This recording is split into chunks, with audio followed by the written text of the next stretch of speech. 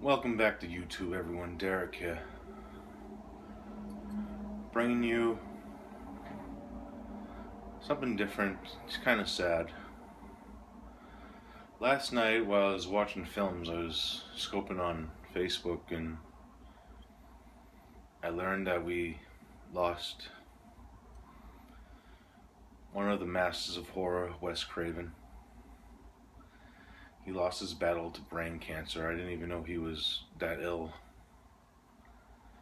It's very sad because Wes has been a big part of my film life. I don't own a lot of his films, but that will change very soon because I'll get to that in a moment. Wes's films have even if you're like a non-fan of horror films, you know about Wes Craven because his films were very popular. Like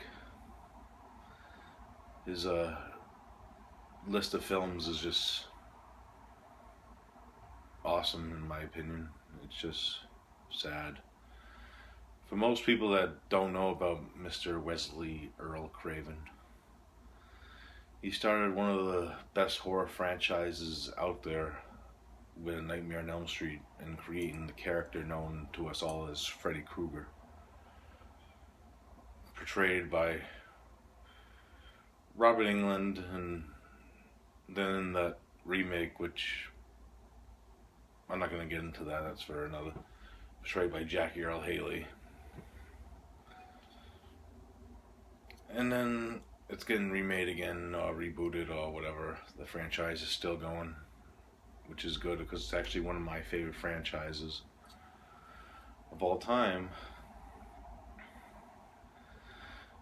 But he started his career with producer Sean S. Cunningham. If you don't know who he is, he's the guy who directed Friday the 13th, the first one, and produced many of the sequels to come.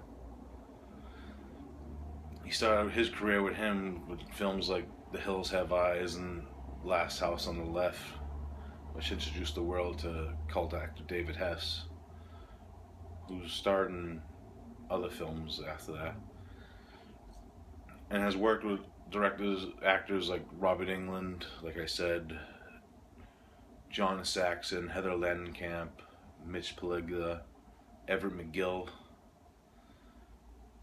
Directed so many underrated films in my opinion, like Shocker, People Under the Stairs, Serpent in the Rainbow, which is actually my favorite Wes Craven film because I just like the story and the setting in Haiti and all that voodoo stuff, because I grew up with all like the Val Lewton, I Walk with a Zombie, and all those. What people don't know though is Wes was actually an English teacher before he became a director, and writing was his main love. He wrote screenplays for other films, like he wrote the American remake of Pulse, which has its audience. It's not my favorite Asian remake of all time, but I did like some scenes in it, his version of the story. And he also wrote the sequel to the remake of his original Hills Have Eyes, which was okay in my opinion. It wasn't mind blown, but it was actually a fun sequel. It was actually better than, in my opinion, than his actual sequel to his original Hills Have Eyes, which he directed, and he actually disowns that film, from what I heard, because he's a lot of studios like kind of took control of his projects. Like Cursed is one that I think about, and My Soul to Take, which is his second to last film, which I wasn't a big fan of, but I didn't really care for it, but I'm gonna revisit it, which I'm gonna get to in a second. His last film was actually Scream 4. If you know Wes Craven from the 90s, you know him from his Scream films that he worked with Kevin Williamson on, and started the careers of like Courtney Cox and jump-started Nev Campbell and David Arquette jump-start their careers in all 4 films. Scream's a very touchy subject because I do like the franchise and everything, and Scream 4 is probably my favorite out of the sequels, to be honest. But that's my own personal opinion, guys. You guys could have your opinions on it. He also directed the the cult film Swamp Thing, which has a hit and miss crowd, I know.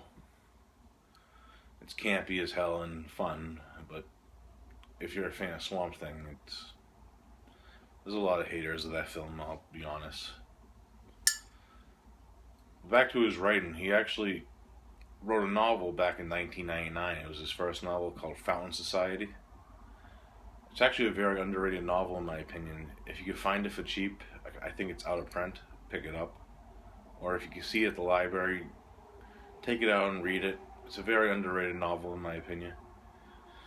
And he also, which I haven't read, he started a comic book with Stephen Niles, the guy who created 30 Days a Night. Come Into Rage, I think it's called. You can look it up on Wes's Wikipedia. It tells you all his filmography and his books that he wrote. Might be interested in checking that out myself now that I found that out. Well, what I got planned for a tribute for Wes is the last week of October, Halloween week. I'm gonna review 7 of his films that whole week, 1 each day. So it will be my tribute to Wes Craven. It's the only week I could actually do, because I have that week off of work, and it's the only way I could actually take time, and it actually gives me a time to pick up certain films that I don't own that I want to see, because I know Deadly Friend is a film that I want to check out by Wes, and I never seen it. Invitation to Hell is another one. Deadly Blessing I haven't watched yet because I just ordered it. So my tribute to Wes will be that. It's coming up, so look for that in the future for my channel. But if you want an interest in my buddies at the 22 Shots of Movies and Horror podcast are actually planning a retrospective show. They're recording it this Friday, I believe, and so it'll be up next Monday. So I'll leave the link to their website.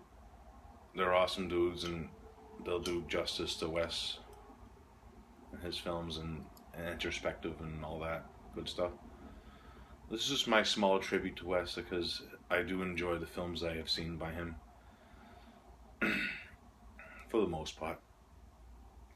Here's the Wes.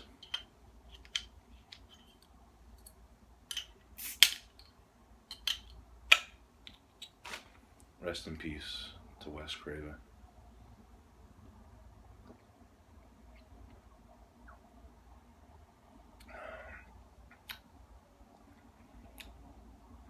Hope you enjoyed the video, guys. It's a sad day in horror. Like, subscribe, and comment if you want to. Hope you enjoyed this tribute to Wes. Thank you.